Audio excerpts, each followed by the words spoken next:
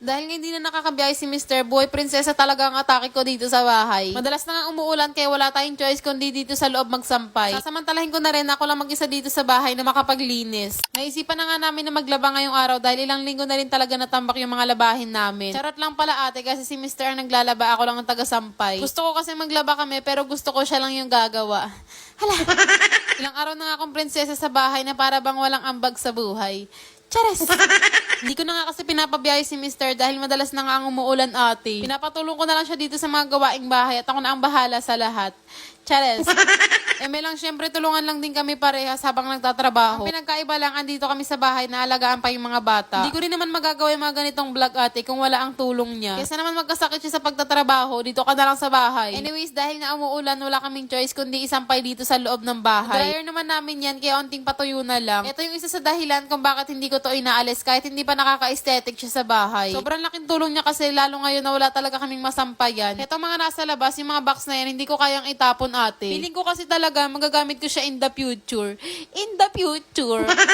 Fast forward mga mi, kinabukasan ganap na namin to. Naihatid na pala namin si Erich sa school. At sila Mr. naman, pinadiretso ko na muna dun sa kabila. Dahil ito ang totoong reality ng bahay at may makalat siya. Ibig sabihin lang yan, may mga batang makukulit na walang sakit. Wala naman tayong choice mga nanay, kundi gawin pa rin yan, diba? Hinayaan ko na nga muna na makalat nang umalis kami kanina. Para pagka-uwi, tsaka nga ako mag-asikasong maglinis. Maaraw nga nung umaga, kaya natuyo talaga tong mga sampayin ko. Mas ginaganahan talaga ako maglinis ate kapag ako lang mag-isa dito sa bahay. Kasi naman ayoko nang pabalik-balik tapos may dadaan-daan. Oo nga pala mga mi, bago kami umuwi, dumaan muna kami sa Ultra Mega. Nag-grocery lang kami ng ilang kulang dito sa bahay. Sinimulan ko ang maglinis dito sa mga sampayin ko para mamaya tutupiin ko na lang. Sineparate ko lang yung medyo basa at isasampay ko ulit. Sinasamantala ko talaga habang ako pa lang yun nandito sa bahay. At kalahating oras lang naman yung tinatagal ni Erich sa school kaya mabilis lang yan. Hindi na nga ako nagpapahinga pa ate kundi diretso linis na yan kapag uwi. Itong mga damit na sinampay ko sa labas, karamihan tuyo na rin. Medyo makalat pa talaga dito, antayin nyo na lang na sipagin ako maglinis. Pagkatapos nga nun, etong mga laruan na wala ng katapusan na kalat, na para bang mayat maya na lang talaga siya obligasyon sa buhay. Dahil ginusto mo rin naman yan ate, nabilan sila ng mga laruan na yan. Inibigyan ko kasi sila ng space para sa mga laruan nila. Para kahit nandito lang sa bahay, hindi naman maboboard ang mga bata. Hindi pa nga ako tapos maglinis ate, ito na agad sila. Tapos ito pa ibubungad niya sa akin.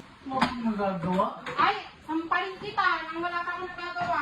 Sino kaya ang masasampal for today? Dahil nga biglang lumakas yung ulan, pinauwi na agad to sila. Bumabaha kasi dun sa school, kaya minabuti na lang pauwiin yung mga estudyante. Sobrang very good neto ni Erich kasi hindi talaga siya umiiyak simula pagkapasok. Kung tutuusin, gusto niya na lang din sa school palagi. Dahil very good ka naman nak, bibigyan kita ng reward. Ito nga yung request niya kaya ibigay ang hilig. Ang dami nga nagsasabi na hindi mo kan 3 years old tong anakers ko kasi tignan nyo naman yung katawan. Hinugasan ko na nga rin tong pinagkainan namin kaninang umaga. Nakakasipag talagang maghugas ate kapag malakas ang tubig sa gripo. Minsan kasi wala na siya hapon pa lang. Sa mga hindi nakakaalam, nakatangki lang pala kami dito. Kaya kapag naubos ngayong araw, kinabukasan na ulit magkakatubig. Sa gabi lang daw kasi umaangat yung tubig dito sa second floor. Kaya minsan natatambakan ako ng hugasin lalo na nga sa gabi. Sobrang useful nga ng ganitong brush sa akin lalo na kapag tamad akong magguskos. Rechargeable kasi ito mga mi and then meron na siyang 3 brush heads na kasama. Kaya after maghugas, ito talaga yung ginagamit ko. Kaya nga lang yan mabasa dahil waterproof naman yan. Yung pinakasaksakan niya is may cover naman. Magpapalit na nga rin ako ng basahan dahil lang gigitata na siya dyan. So siya ay na lang muna for today's video mga bebs. Bye-bye!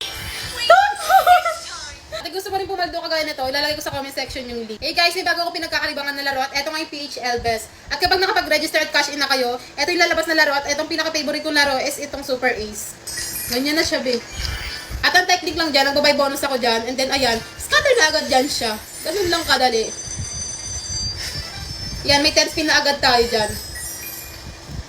Paalala lang, bawal sa mga bata, laruin lang kapag may extrang pera.